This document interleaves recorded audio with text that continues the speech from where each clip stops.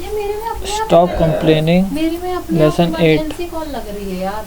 अभी मैं अंदर वो बटन टच, तू खुद ही मेरे से बात करता है। तू पूछी आके उसके बारे में, तो तूने मुझसे क्यों किया बात? तो तू बोलेगी तो। लौकी तो अच्छी लगी बुद्धि वाली में। Lesson 8. Stop complaining. Troubles like babies grow larger by nursing. Lady Holland. How do you feel when someone unloads all of his problems and complain on you? Not very uplifting and energizing, is it?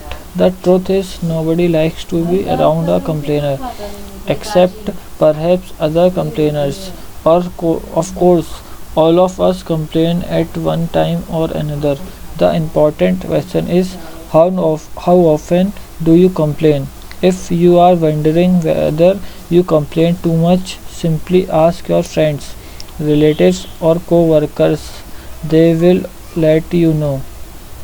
Now, when I say complain, I am not talking about those instances when you discuss your problems in an attempt to search for solutions.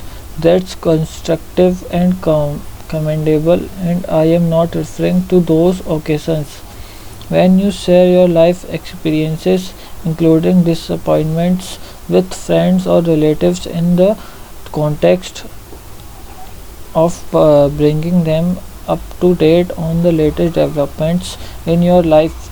After all, part of being human is sharing our experiences and supporting each other. Nobody wants to hear about your aches and pains. Maybe a few examples will give you a better ideas about the kinds of complaining that's counterproductive. One of the most common areas of complaint is the subject of illness. In this category, or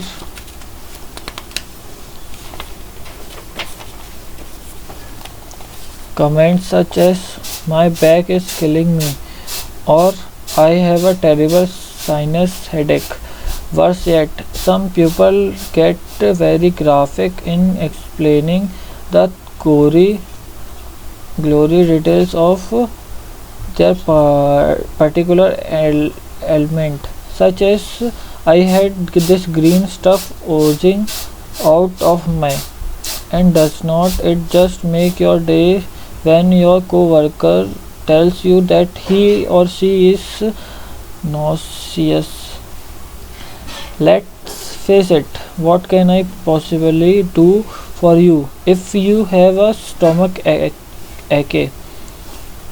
I am not a physician. Go to a doctor if you have a medical problem. More importantly, why are you telling me this?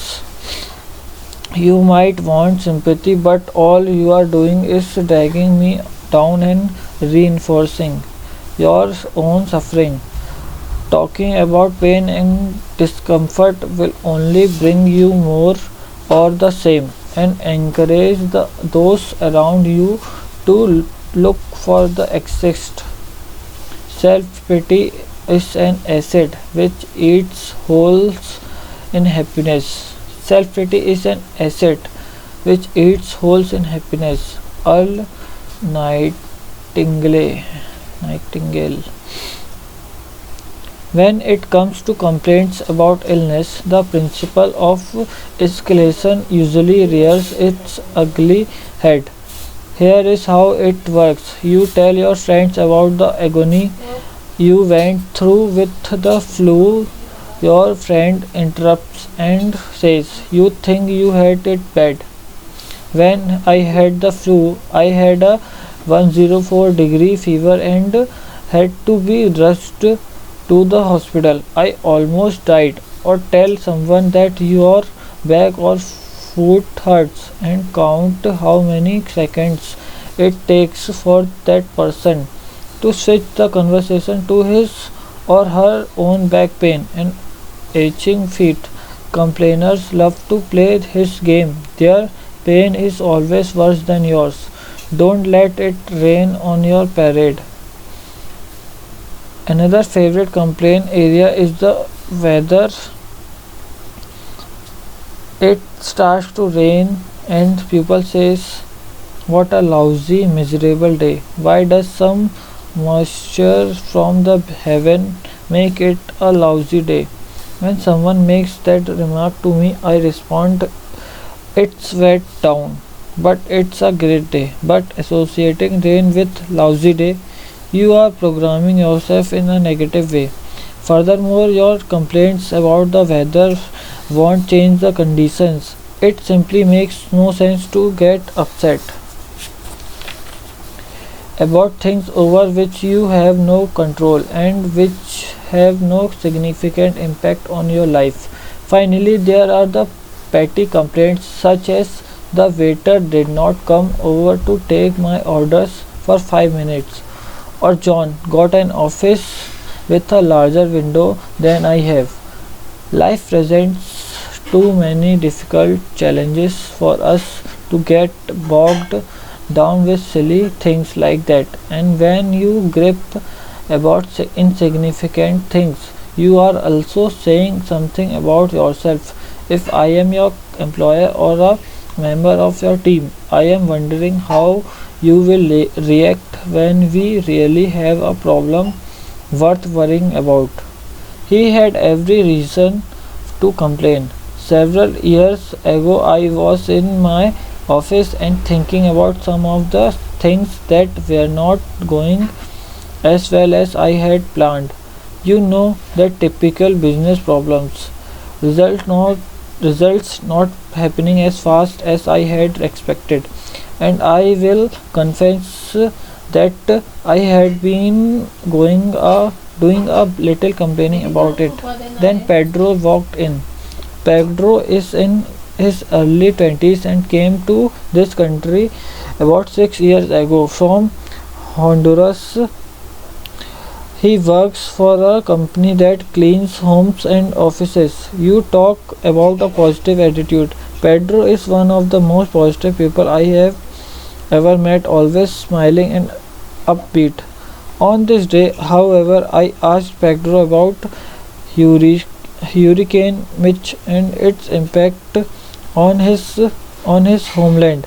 The smile quickly left his face. He told me of the devastations this hurricane had caused. Thousands of people had died. More than a million people were left homeless.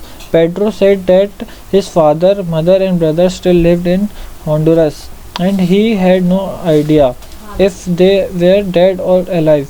He had nowhere to contact them. All the phone lines in that area that been destroyed. Pedro said he thought about his family every day. Can you imagine the agony of not even knowing if your family is still alive? Can you imagine the agony of not even knowing if your family is still alive? Then Pedro went on to tell me about all the things he was doing to help the people in Honduras. He was collecting money, clothing, and other necessities. He was actively working with the relief organizations instead of just gripping about the problem. He was doing whatever he could do to ease their pain. After speaking with Pedro, I began to realize just how inconsequential my own problems were and how fortunate I am. You better believe I stopped complaining. I faced the rest of the day with renewed energy and a much better attitude. By the way, several weeks later I saw Pedro again, and yes, he had his usual winning smile and his great attitude. The good news is that his family members are all alive. The bad news is that they lost everything in the flood and area and are now living in a shelter. Clean water is very scarce.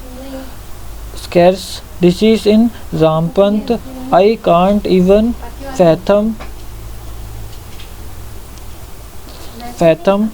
what it's like to lose everything you know and have to start over from scratch, especially under these difficult conditions. Can you? The secret of happiness is to count your blessings while others are adding up their troubles. William Penn. The secret of happiness is to count your blessings while others are adding up their troubles. There is no doubt about it. Pedro has every reason to whine about his family bad luck, but he does not. He realized that complaining would be a terrible waste of his time and energy. Thank you, Pedro for reminding all of us that complaining is not the answer to our challenges in life. Putting things in perspectives. There is another valuable lesson that we can learn from Pedro, and that's the importance of keeping things in perspective. Over the years, I have noticed that complainers lack perspective. They tend to blow their problems way out of proportions. Optimistic people with great attitudes, tend to have a sense of what's truly important in life. The dictionary defines perspective as the capacity to view things in their true relation or relative importance. Think about the people you know. Do you have any friends who get bent out of shape because they got a flat tire? And how about those who sabotage the close family members about because of a dispute over the sitting arrangement at a wedding? It's clear these folks have lost sight of the relative importance of things.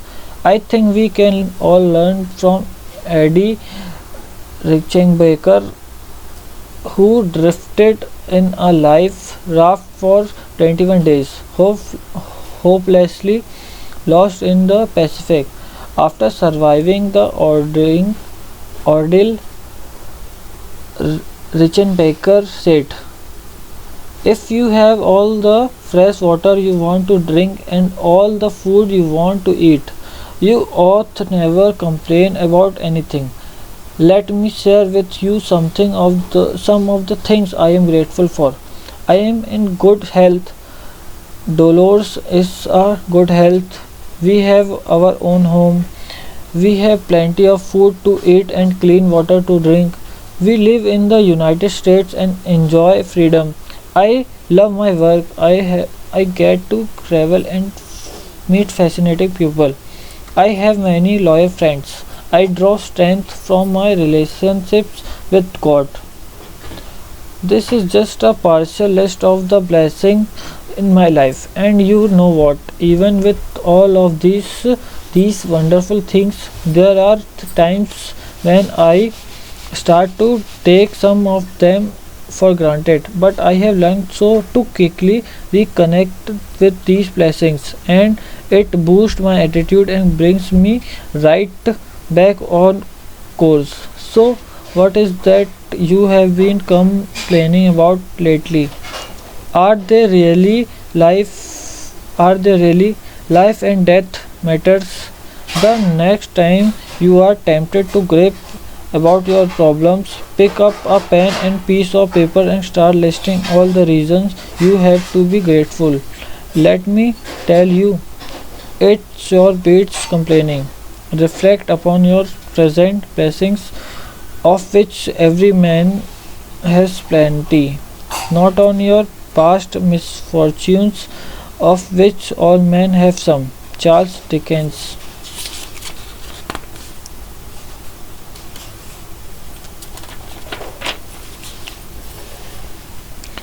Be a source of positive news. I am not suggesting that you just sit back and ignore all the problems in your life. However, rather than complaining, it's far better to focus your attention and your energy on those steps you can take to solve or at least lessen your problem.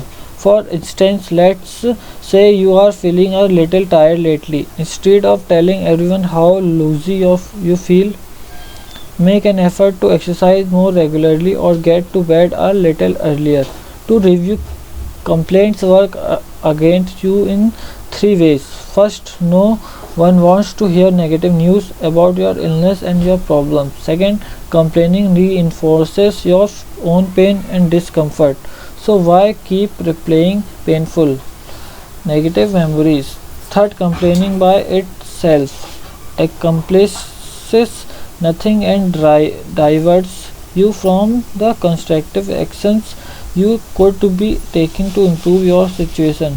It's been said that 90% of the people don't care about your problems and the other 10% are glad you have them. Seriously, that thought all of us can cut down on your complaining. It's been said that 90% of the people don't care about your problems and the other 10% are glad you have them. Seriously, thought all of us can cut down on our complaining. From now on, let's do ourselves and others a flavor and make our conversation uplifting. The people who don't complain very much and those who speak positively are a joy to be around. Decide to join that group so people won't have to cross the street when they see you coming. If you are all wrapped up in yourself, you are overdressed. If you are all wrapped up in yourself, you are overdressed. Kate Halverson. नहीं समझना भाई. Part 3. Heaven helps those who act. Heaven helps those who act. Nothing happens by itself. It all will come your way once you understand that you have to make it come your way by your own exertions. Nothing ever happens by itself. It all will come your way once you understand that you have to make it come your way by your exertion. Heaven helps those who act. Nothing happens by itself. It all will come your way once you understand that you have to make it come your way by your own extensions. Ben Stein.